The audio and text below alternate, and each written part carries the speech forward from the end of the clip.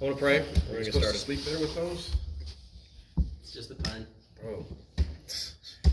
All right. Lord, thank you for bringing us here, giving us time in your word. I ask that you'll bless the reading of your word, bless the discussion around your word. I ask that you'll help us to understand it, understand what's happened before and what's to come. Let's bless our time together. Let it be fruitful. In Jesus' name we pray, amen. Okay. Andrew does the same prayer every week. I don't care. All right. Well, it's pretty close. All right, Isaiah 52. I'm in the NIV. Awake, awake, Zion. Clothe yourself with strength. Put on your garments of splendor, Jerusalem, the holy city. The uncircumcised and defiled will not enter you again. Shake off your dust. Rise up, sit enthroned, Jerusalem. Free yourself from the chains of your neck, daughter Zion, now captive. For this is what the Lord says, you were sold for nothing, and without money you will be redeemed. For this is what the sovereign Lord says. At first my people went down to Egypt to live. Lately Assyria has oppressed them, and now what do I have here, declares the Lord. For my people have been taken away for nothing, and those who rule them mock, declares the Lord. And all day long my name is consistently blasphemed. Therefore, my people will know my name. Therefore, in that day, they will know that it is I who foretold it. Yes, it is I. How beautiful in the mountains are the feet of those who bring good news, who proclaim peace, who bring good tidings, who proclaim salvation, who say to Zion, your God reigns. Listen, you watchmen, lift up their voices. Together they shout for joy.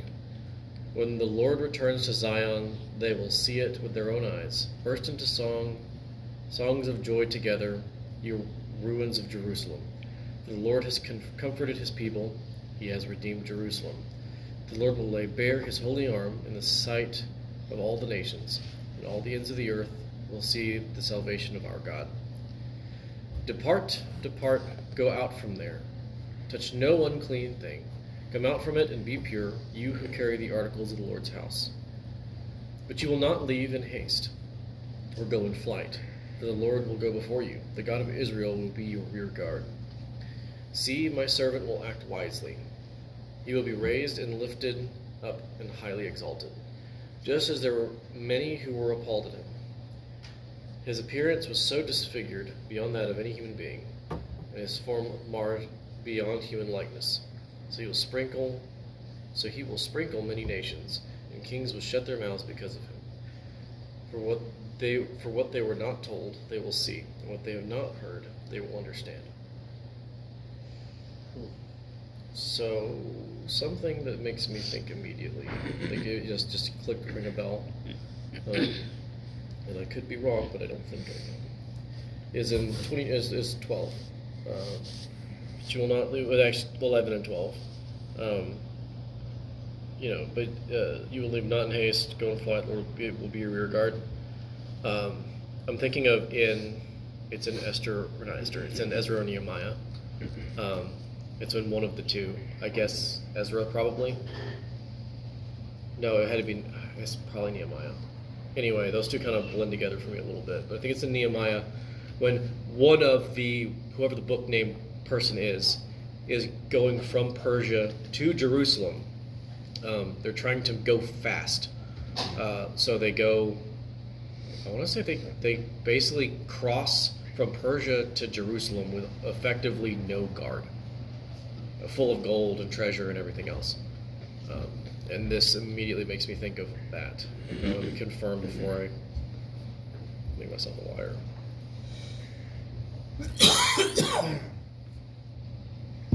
Yes, but here he's talking about their return, correct? That's what I'm saying. He's returned their return, and so he's telling them, when you return, only bring back the things that are clean, the vessels for the temple. Don't bring back anything else. And then he's comparing their return trip being unguarded as their trip out of Egypt was, right? Could be, but this is what I immediately thought of the flight from Egypt, because the flight from Egypt it also seemed guarded in a way. The Lord went before them, but they were told to make great haste. Yes. Leave, I don't think- don't prepare I think anything. that's exactly what Isaiah's doing. He's Take a making look that at comparison.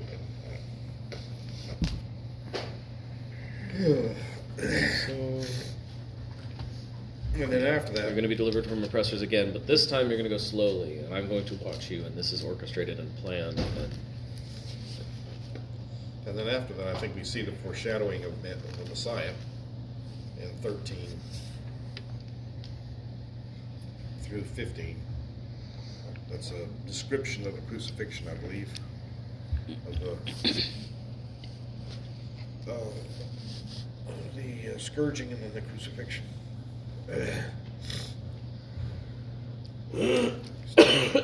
Christ. Good stuff. yeah, okay, I'm right. So it's Ezra 8. Basically, to sum it up, Ezra says that he was ashamed, that they needed to take the temple servants, the priests.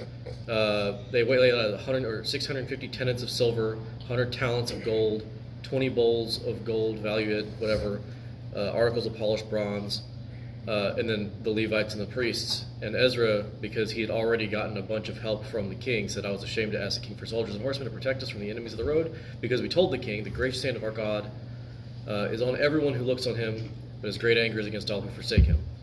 So he didn't want to go ask the king for help because he had already said, God's got us protected. So then they went and they prayed, and they before they left, and they said, everybody watch this stuff carefully. And then they left from Persia to Jerusalem, and they made it without any issue. Everything was accounted for by number and weight, and the entire weight was reported at the time. Yeah, they weren't necessarily in a rush. They weren't harried. They were just going back to Jerusalem, and that's what this section. I'm not saying it's like I'm not saying anything in particular other than this little bit here where it says, "You will not leave in haste or go in flight. The Lord will go before you, and as your God of Israel will be your rear guard." Yeah. Come out to be pure, you who carry the articles of the Lord's house. That's what they're doing. And this is in Ezra. This is after the exile. Yeah. This is on the other side of Isaiah. Yes. This happens. And Ezra's put in a position, not by will, not by saying, like, God's got us. He said, I really, really wish I could ask the king for guard, but I already kind of shot my mouth off. Yeah. So we're going to pray, and God's going to take control of this. He did. Put your faith in the Lord. Yep. So that's why it reminds me of that. Yeah. Well, because also, don't go out in haste, don't run, and basically don't have a foreign regard. Just believe, just trust. Yeah. And that is essentially what he's saying. Don't take anything you don't need, right? Only take the clean things. Which is, again, another major theme of the prophets. One being repent, and the other one being trust. Yeah. Those are major themes of all the prophets. Yeah. And I think it's also interesting that we get a little bit of redemption language in here. You were sold for nothing, and you shall be redeemed without money, which is an interesting concept to think about the reverse of, well, what would it have meant for them to have been sold for money? Would another nation have paid the Lord something for Israel? Do we have an example of that where another nation did something and so God was like, fine, take my people because they're not listening and so you're going to be my instrument. But, they honored God in the midst of them taking the Israelites. I don't know. I don't remember a specific instance. But 7 through 10 where Isaiah's kind of puffing himself up. But yeah. And then we have the same thing with our redemption is we were redeemed for free. Yeah. Or at least without money.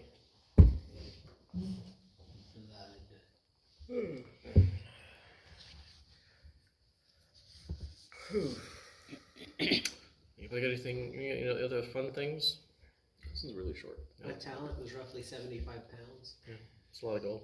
That's a lot of gold. That's kind of the thing about why that, like, that story, because Ezra and Nehemiah, I would argue most Bible-believing Christians have never read it. Yeah. or don't know what it's about. Ezra and Nehemiah has a lot of cool stories like that in there, and that's one in particular where, like, yeah, they had like not just a little bit of gold. They're traveling from Persia to Jerusalem, and especially at that point, Jerusalem is described as being riddled with bandits. People hated them. Yeah. And they traveled from point A to point B with a ton of gold and a bunch of priests and no guard, or very little guard. No problem. That's why they never made a movie about that. Nothing happened. It's like, well, that's boring. Yeah, nothing Out happened. of that. It's a very short section. The section before is much longer. The journey's like 2 sentences. And we did it, and we made it, and we counted it, and everything was there. Excellent. That's a lot of gold. Yep. Yeah. Mm. All right. Well, if nobody's got any other highlights in this chapter, anything they want to call out, only thing I got is again the 7, 8, 9, 10. I think are very Isaiah puff piece, because I can't think of anybody else he'd be talking to other than prophets. How beautiful are the mountains at the feet, who those who bring good news. Now, in this case, it's also it's almost certainly. I mean, Jesus has a lot of prophet language associated with him too, so it makes sense that those would be hyper overlapping. But still, I mean, the prophets deserve a little bit of praise. Right? Yeah, they get a little bit. They go Paul through hell. quotes Isaiah later Right. on when he's talking about Jesus and himself and people who are propagating the gospel, Yep. and he quotes directly from here. Yep. I think it's Romans chapter 10, I believe. Most likely. My dad was fond of that verse. How beautiful are the feet. Yeah. He wouldn't go around Romans 10, barefoot, 15. but he did laugh about it. It's pretty fun. All right. We'll do 53 then. 53. Who has believed our message? And to whom has the arm of the Lord been revealed? He grew up before him like a tender shoot, like a root out of dry ground. He had no beauty or majesty to attract us to him, nothing in his appearance that we should desire him. He was despised and rejected by mankind, a man of suffering and familiar with pain, like one from whom people hide their faces. He was despised, and we held him in low esteem. Surely he took up our pain and bore our suffering, yet we considered him punished by God, stricken by him and afflicted. But he was pierced for our transgressions, he was crushed for our iniquities. The punishment that brought us peace was on him, and by his wounds we are healed. We all, like sheep, have gone astray. Each of us has turned to our own way, and the Lord has laid on him the iniquity of us all. He was oppressed and afflicted, yet he did not open his mouth. He was led like a lamb to the slaughter, and as a sheep before the shearers is silent, so he did not open his mouth. By oppression and judgment he was taken away, yet who of his generation protested? For he was cut off from the land of the living. With the transgressions of my people he was punished. He was assigned a grave with the wicked, and with the rich in his death, though he had done no violence, nor was deceit in his mouth. Yet it was the Lord's will to crush him and cause him to suffer. And though the Lord makes his life an offering for sin, he will see his offspring and prolong his days, and the will of the Lord will prosper in his hand. After he has suffered, he will see the light of life and be satisfied. By his knowledge, my righteous servant will justify many, and he will bear their iniquities. Therefore, I will guide him a portion among the great, and he will divide the spoils with the strong, because he poured out his life unto death, and was numbered with the transgressors. For he bore the sins of many, and he made intercessions for the transgressors. Reminder, this is Isaiah, not anything in the New Testament. It's kind of the Wham chapter of the Old Testament, isn't it? It's kind of the way I'm It's like, chapter. guys, this is the thing you're watching. This is Yes. the one that we land on a lot. It's a continuation of the last part of 52. Yes. I mean, we break it out into chapters and verse, but if you're reading it, hey, good morning. Yeah, 52:13 up to this so far. This right here is all covering all Messianic prophecy. Yes. And this and 53, Isaiah 53 is often a passage that's used and preached during Christmas time and Christmas services and so on and so forth to talk about the birth of Christ and the arrival of the Messiah in the world. So this makes me, and again, I think this is how the Bible works, and I think this is how, like, this is a feature, not a bug. But whenever reading that again this time, it made me think about the perspective of Isaiah and then also of Jesus, I guess, and the idea of I'm gonna ramble warning, of Israel as the priesthood of believers to the nations. And I guess I've never made the direct association that while the nations needed salvation, the method by which the nations were originally supposed to get salvation, and I'm using heavy quotes, was through the priesthood of believers that was Israel. So Jesus coming, representing Israel, and dying by Israel for the transgressions of Israel, and then for the world. I guess it sets an order of, like, it makes the process for me almost make more sense of like what God was doing. Am I making any sense at all? No, you lost me. Anybody else lost? Yeah, everybody else is lost. Everybody shook their head. So I guess I can't really explain it any different. So I think I'm kind of getting part of what you're saying. So my assumption is that Jesus showed up. Jesus showed up as to redeem everybody of their sin, because that's the process, and that is the process. That's how it works out. But from a narrative perspective, from the position of Isaiah or the position of Jerusalem, from Israelite, the reason Jesus had to show up is because, as an Israelite, we didn't do our job. Yes. We were not a kingdom of kingdom of priests to the nations. So we needed somebody to redeem us, so that way, through Jerusalem, other people could then be redeemed. Yeah.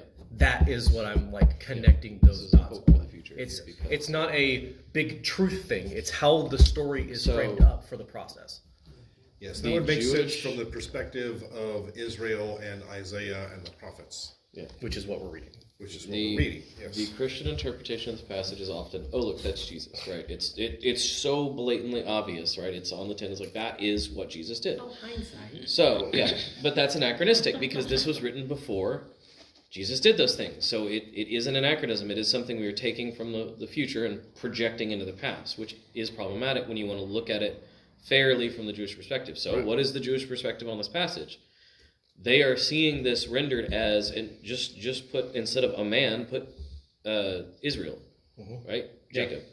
Because that is what they are seeing this as, is not Jesus being lifted up in this way, but Israel, the nation, the people group, because this is what Israel was supposed to do. And this was the plan for Israel, to be the kingdom of priests that liberated the world. Well, yeah, and in this, because of things before it, because Israel could not do that and did not do that, we do have this suffering servant character, this messianic character that is called out as being individual even in this chapter, that then does it on behalf of the nation for the rest of the world. And this is an expectation of, this is what has to happen now. Yeah, and I do think it's it's a call forward. Yeah. I think it's an important to understand, like, that. Again, how did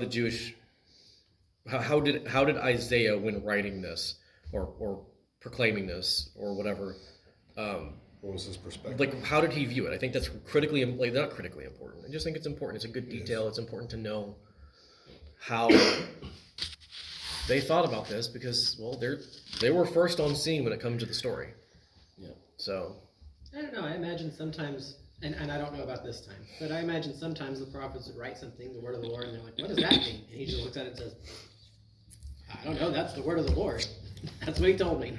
Well, and I think the thing is I think that there are times when that happens, but I think the few times that happens, they're like, yeah, I don't know what that means. Yeah. Like they even just say it in the text. Daniel had a couple of those. Yeah, He's like, Daniel's like, I don't. I saw, but I don't know. Let the reader understand. Yeah, let you guys get it, not me. This will become clear later. Yeah, because I do think that the majority of things the prophet said, they knew full well what the story was supposed to be. They didn't necessarily know names, assign names to anything, but they knew. Isaiah, when writing this, knew who he was talking about. Yeah. I don't think he knew that the guy's name was Jesus. Yeah. But he knew that it was Messiah. Yeah, he knew that there's a Messiah that's coming because we couldn't do it. Yeah, because this laid the groundwork for, because when we get to Jesus, the Jews at the time are looking for a Messiah. That's why there are so many false Messiah claimants who come forward and say, "It's me, I'm the guy." Well, because there was a guy that they were looking for. Especially in that time. This laid the groundwork of, hey, this is what you're going to be looking for. Yeah, in that time frame in particular, I don't know what it was. I guess it just, again, everybody in the time, in the zeitgeist of the culture. Yeah, it's a good word. Yeah, in the culture, they all understood, like, this is it. Like, this is a big point. So there were thousands of messianic claimants that Jesus had to stand out from. And also why we come to this, it's, well, if they had this, like, and this describes what Jesus went through perfectly, how did they not know he was the guy? Well, because there were thousands of them. Yeah, at least initially, for sure. And then after the fact, they did know he was the guy, and they weren't happy about it. Yeah, they weren't happy about it. Like what he was saying. Yeah. Well, the big thing was, and every time it really comes up, the thing that they really didn't like, the thing that like tipped the scales was, I am the Son of God. That is the thing that they did not I am like. who you say I am. Yeah. Before Abraham was, I am. So. What? Get the rocks. Yep, get the rocks. Well, they didn't understand, quite frankly, they were looking for a spiritual rescuer. They were looking for a physical one. Yeah. And, you know, we have a different perspective of what Masika is today than they did then. Because their view of Masika was not necessarily, was a special individual who would be in the line or in the same framework as Noah, Moses, David, you know, these great leaders that did amazing things for people or for humanity. And they fully expected somebody to be born, you know, into a relatively wealthy, well-known family, somebody who had position and authority, somebody who could, you know, rally the masses, somebody who would be able to overthrow Rome, you know, and reset them back on the path to the days like they were during David. Well, and Jesus was none of those things. And on top of that, he's claiming to be God. That's blasphemy of the highest order. Unless it's true. Unless it's true. And they didn't believe that it was. Yeah. But even when faced with the proof that he was, they still wouldn't. Yeah. Well, and they were, at the time, they were very rebellion hungry. I mean, they just got off, they're on the heels, like I guess as far as history goes, I mean, it was decades, but they're still on the heels of the Maccabees. The Maccabean Revolution against the Greek-ish people at the time. I cannot remember their name right now.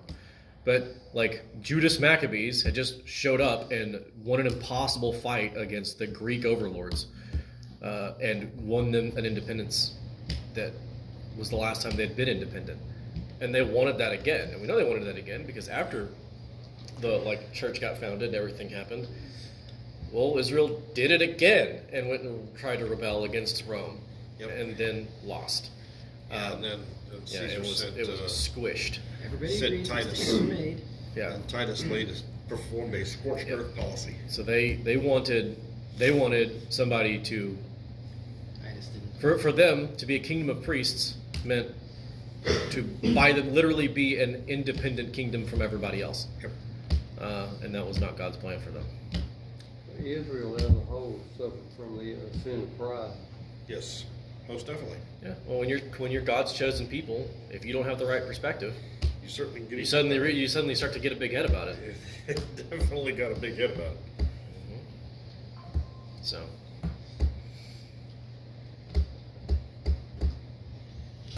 But yeah. They were stuck in the physical world, expecting a warrior king. Yep, that's exactly That's what what they they were knew. expecting. Yes, they did.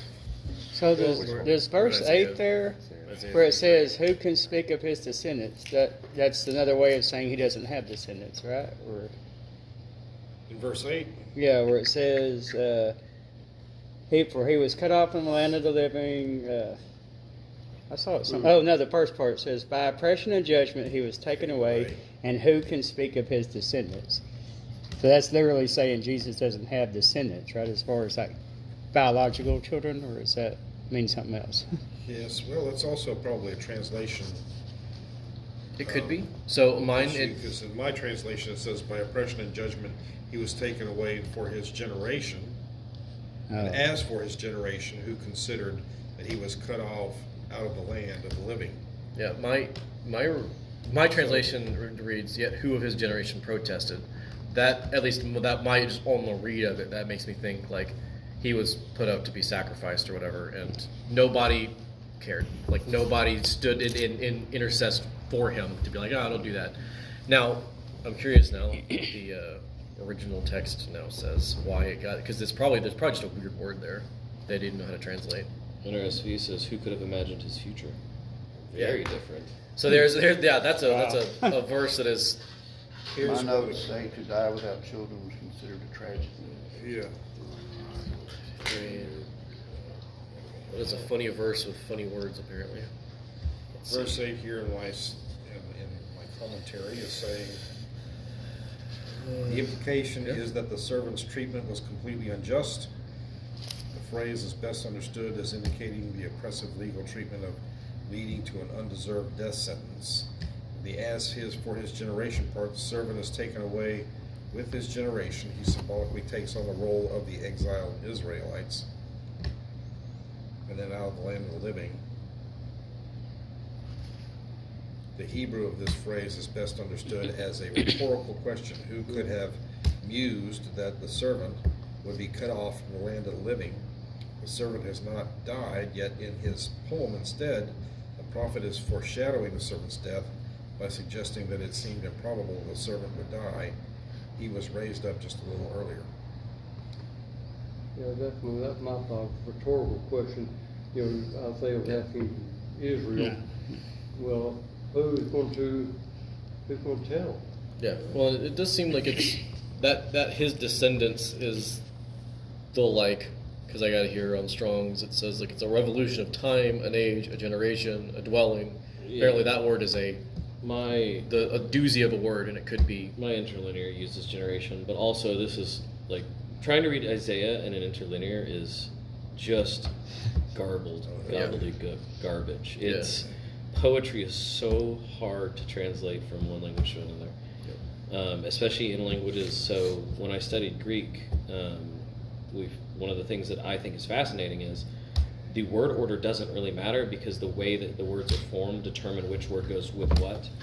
So you can have the adjective and the noun on totally different sides of the sentence. You know, the blue bird. You can have blue at the very beginning and bird at the very end, but you know they go together because of how they're conjugated. Well, then you start getting like into poetry, and so of course things are going to be moved around so that it sounds better. Right. So this is poetry? Yes, Yes. yes. Oh, yeah. This is all written Yes. with a Isaiah- ancient Hebrew poetic style. Yeah. Yeah. Isaiah has a lot of poetry in it. So yeah, it's one of those things. But no, I do think there's translation's something very difficult. interesting there about like, because I could very easily see them like the significance of Jesus being without descendant, because every other Yes. messianic figure is like, oh yes, this is the person, and then his lineage will be the ones to like, you know. And if this is talking But- about Israel, it could be a nod at the fact that there will be no Jew or Gentile, right? Or like Yeah. there's a lot of things we could interpret if that's the case. Yeah, but looking at it from the Jesus perspective, I think Isaiah's just making a point that Jesus is going to die. He's going to die relatively young. He's not going to have the opportunity to live a long life and have children and grandchildren and all that kind of stuff. His life will be cut tragically short. My little guide here says that for someone's life to be taken midstream or in the middle of their life was understood to be judgment from God directly. Yeah. So when he dies in the middle of his life without having kids, it's because God said so. He received the judgment that was due Israel. I heard somebody. This is kind of off topic a little bit, but I heard somebody listen to conversations, and we were talking about like if you have a time travel token, like where would you go? And I've heard from everybody at this point across the aisle as far as like faith goes, even atheists specifically. Like I would love like just go see Jesus, which is an interesting. Like obviously, like I think most people, if they had a time travel token, that's who they want to go see. They want to go meet Jesus because is he legit? Is he not legit? Or in our case, like I just want to bear witness in person. I want to see this. But then the follow-up question that I thought was really cool was, all right, would you rather meet Jesus during his ministry or during the execution? Yeah. And that was in it because like be there at his death when everything happened to or at all his, the prophecy is finally fulfilled in its fullness. Yeah. or and somebody else brought up like at his baptism would also be wild. But I was like, that would be time travel token. You get 5 minutes. You show up in 5 minutes with Jesus. Which one would it be? Where in life would you go to want the Sermon on the Mount? You're gonna go when you call the disciples. That was an interesting thing to just kind of think about. What's the most important to you? Go to his party where he makes water into wine first time. Yeah, there you go. I don't know. I'd maybe go back to when he was a kid, where it talks about when he was a kid, and see what he was like as a kid. Yeah, the unwritten part. When Thomas, I don't know. He seemed like he was kind of. Yeah. he says, show in me the upper room. Post-resurrection. Yeah. Post-resurrection one. Yeah. That'd be cool too. It would be cool to be able to see Jesus in Be person. like playing on the playground with Jesus. Like Jesus, like swing me on the swing. Yeah. That'd be wild. But I mean, to be fair, the events leading up to the execution, they would be something to witness. It would be incredible, to say the least. Mm-hmm. Especially if you take into account you get the time travel token and he's a god, like he knows you're there. Yeah. Yeah. That would be, I don't know. Anyway, silly little thought. One other interesting thing about Isaiah 53 is, for a long time, we didn't have a good copy of it that was from before Christ's resurrection, or from before Christ's life. Mm-hmm. All of our copies of Isaiah 53 that were in circulation were from afterwards. And in 1947, they found another Dead Sea Scrolls excavation site and unearthed an Isaiah 53 scroll that was dated back to BC 200. So 200 years before the life of Christ, and we have this specific language. So there was a lot of contention for a long time, like, oh, the Christians just, like, clearly they wrote this after Jesus' life to give veracity to whatever, they changed the translation, yada yada. But no, they actually found the I think it was the Qumran site. They found the Sounds right. the scroll, and that was in the 40s, like 1947. That's so incredibly recent in terms of archaeology. And shocking how long that stuff lasted too. Yeah, when it was 200 years BC. Yeah. If you did go back in time and met Jesus, would you know him as an individual from that time? Would you know him as a Gentile or hold on. or Jew? According to this, had no form or majesty Yeah, that you we wouldn't should even look at him, recognize nothing in his appearance that we should desire him. He was despised and rejected by others. He had nothing about him that was notable. He was an average guy. But He was an average Jew. Isn't there also a verse that says, the sheep hear my voice and they know me? So as soon as he starts speaking, we'd be like, oh, that's Jesus. Yeah. Which is when we're talking about like the calling of the disciples, like we would. If you were there, if you use your time travel token, you were there, and he called the disciples, you'd be like, wait a second. That's gotta be it. At this point, we've studied Jesus enough that you'd hear him say like 5, assuming you could understand the language. Yeah. We're just gonna hand wave that. Sure. Right. First of all, you gotta be able to Magical speak there. token, magical. Yeah, We magical have one of tokens, those magical- translators from You got Star your Trek, Google the Translator. universal translator. Who's that black train you're talking into? But He's a witch. yeah, you'd have to attach to it almost immediately at this point. But yes, But by looks, no, I don't. Yeah. No. yeah, He's an average unremarkable. guy. That's what it says. Yeah. And history shows that too. It's funny how history, how people change the dynamic to suit their narrative. Because if you go through, all through Europe, there's all kinds of depictions of Christ. And all the depictions all make him look very European. Yep. You know, very light-skinned, very everything else. And So wrong as that is, Jesus wasn't any of those I things. kind of don't So- mind it. He probably didn't look like a But, Star I mean, Wars it's just character. they had no idea what he looked like. They had no idea. So they're just going from their culture. If you go to Haiti, it's the exact opposite. There's paintings of Yeah. black Jesus. Every culture, They all every- make And Jesus every in culture- their own image. So there's one of the things in the Holy Land that I would like to see Like is their own, like, I forget what it's called, Like they, but it's a church that has Yeah. all of the depictions of Jesus across all cultures kind of lined up. That'd be cool. All across, yeah, and so you see all of the different depictions of Jesus. And they're like, that's really cool. Which is something about him being unremarkable in every way. Jesus is kind of an everyman. Like we have this concept in our theology of Jesus appearing to you as you need him to, as someone who's familiar to you. So it works. Yeah. So And I like the idea that people adopt that and look at him as one of us. Yes. yeah, because blonde hair, blue eyed Jesus is kind of a silly little trope. Also, the thing is, we could never possibly know because Israel, at that time specifically, was the center of the world. Like it was a melting pot between things.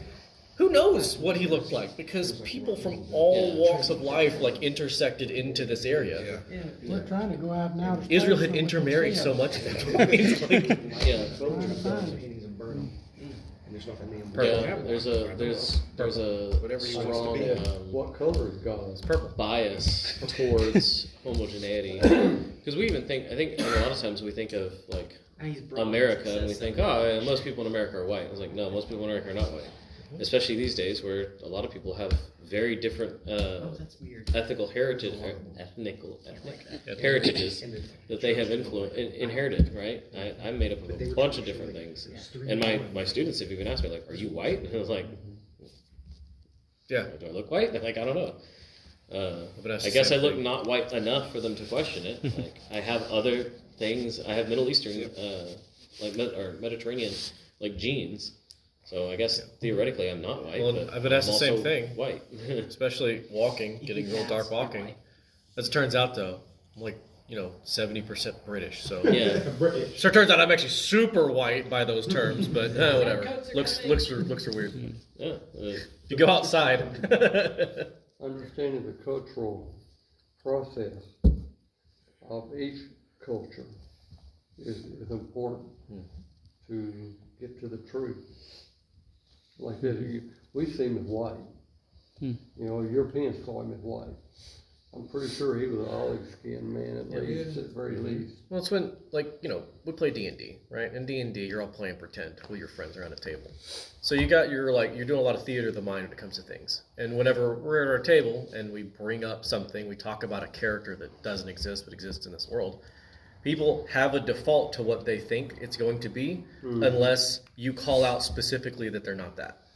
Like that's just how the human mind works. Whenever you're thinking about things, you assign things traits that are closer to you. Books work that way. It takes too. the If they pattern don't you were describe most the character, familiar you with. Yeah. fill it in. Well, we figure It just if we makes look sense. like us, the closer we are to it. Unless you call it out. We get a little more But then you privilege. have problems like the Japanese Jesus that has a totally different story attached to him. That's a problem. Have you seen the buff Korean Jesus? Nachos. Have you seen the buff Yeah, the Korean buff Korean Jesus is I fun love it. It's too. my favorite Yeah. statue of Jesus. It's like if you talking about like a Cleon from Star Wars, are we talking about the original series Cleons, or are we talking about Next Generation? Who knows? Completely, totally looking different. They have Klingon names. That'd be Kalis. Okay, let's. The whole reason that Klingons are always cutting their hands, there was a line that they deleted because they figured it was too obvious. And then it was, they cut their hands to do that because Kalis taught us to do this as he did it, to remember him. Oh, They're like, that's too much. Let's just cut that line. It's a little too on the and nose. do it, but then cut the line. That's too much. You can change some words. We lay down. let the reader understand. Yeah, exactly. Yeah, Daniel read that, but I don't know what this is about. I don't know. The statue had a head of gold, feet were clay, and metal mixed in. I don't know, man. Figure it out. I'm just telling you what the dream was. Daniel, I've been interpreting dreams my whole time. I'm not interpreting that one. You can interpret that one. I'm not touching this I with a thought 10 somebody was in the foot house the other night with the TV talking. Well, in that case, standing down is also smart enough to go. No. Bring your food over to the TV. Oh, gosh. Cool. Good job, everybody. Good Bible today.